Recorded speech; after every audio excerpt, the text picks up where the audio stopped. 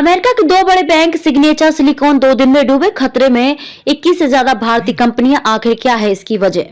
10 मार्च 2023 को अमेरिका का 16वां सबसे बड़ा सिलिकॉन वैली बैंक डूब गया। इसके ठीक 2 दिन बाद 12 मार्च को अमेरिका का सिग्नेचर बैंक के डूबने की खबर सामने आई। इसके बाद इन दोनों बैंकों की संपत्तियों को अमेरिकी रेगुलेटर ने अपने नियंत्रण में ले लिया। अकेले सिलिकॉन वैली बैंक के डूबने से दुनिया भर के निवेशकों को 38 लाख करोड़ रुपए से ज्यादा का नुकसान हुआ है। इससे 21 भारतीय कंपनियां भी बुरी तरह प्रभावित हुई हैं।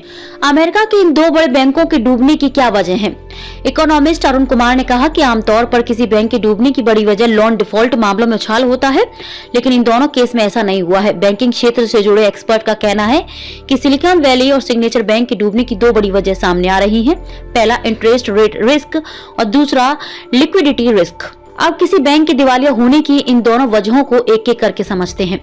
Interest rate risk. एक बैंक इस जोखिम का सामना तब करता है जब काफी कम समय में कई बार इंटरेस्ट रेट बढ़ाए जाते हैं। अमेरिका में महंगाई 40 साल के उच्च स्तर पर है। यही वजह है कि महंगाई पर काबू पाने के लिए फेडरल रिजर्व ने मार्च 2022 के बाद कई बार इंटरेस्ट रेट बढ़ाए हैं, जो अब 4.5% के करीब पहुंच गई है। ये पिछले 15 साल में सबसे ज्यादा है। इसका असर ये हुआ कि फेडरल बैंक के खजाने में आमदनी यानी यील्ड अचानक से 2% बढ़ गई। इस वजह से बैंक और बाकी दूसरे इन्वेस्टर कॉर्पोरेट बॉन्ड्स और सरकारी ट्रेजरी बिल्स को खरीदने के बजाय पैसा फेडरल बैंक में इन्वेस्ट करने लगे। फिर देखते देखते कॉर्पोरेट बॉन्ड्स और ट्रेजरी की कीमत घटने लगी। वॉल स्ट्रीट जर्नल की रिपोर्ट के मुताबिक यील्ड 2% बढ़ने से बॉन्ड की कीमत 32% तक गिर सकती है।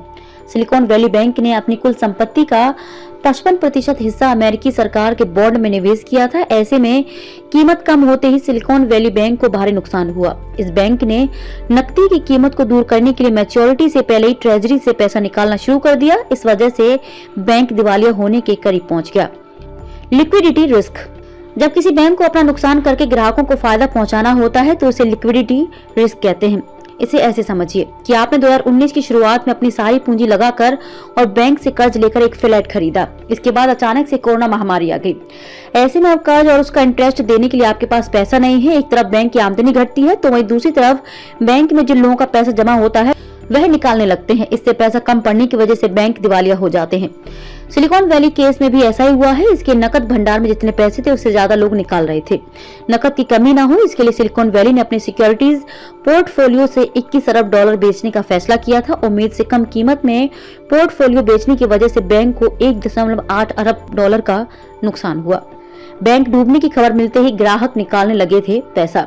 मार्च 2023 में जैसे सिलिकॉन वैली बैंक के डूबने की आशंका जाहिर होने लगी, ग्राहक अचानक से इस बैंक में जमा पैसा निकालने लगे।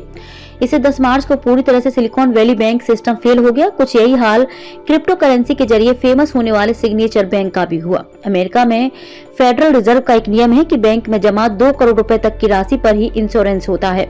इससे ज्यादा पैसा आपका बैंक में जमा है और बैंक डूब गया तो आपको पैसा नहीं मिलेगा। इन दोनों बैंकों में ज्यादातर लोगों और कंपनियों की 2 करोड़ रुपए से ज्यादा रकम जमा थी। इसलिए जैसे ही लोग रकम निकालने लगे बैंक पूरी तरह से खाली होने लगा।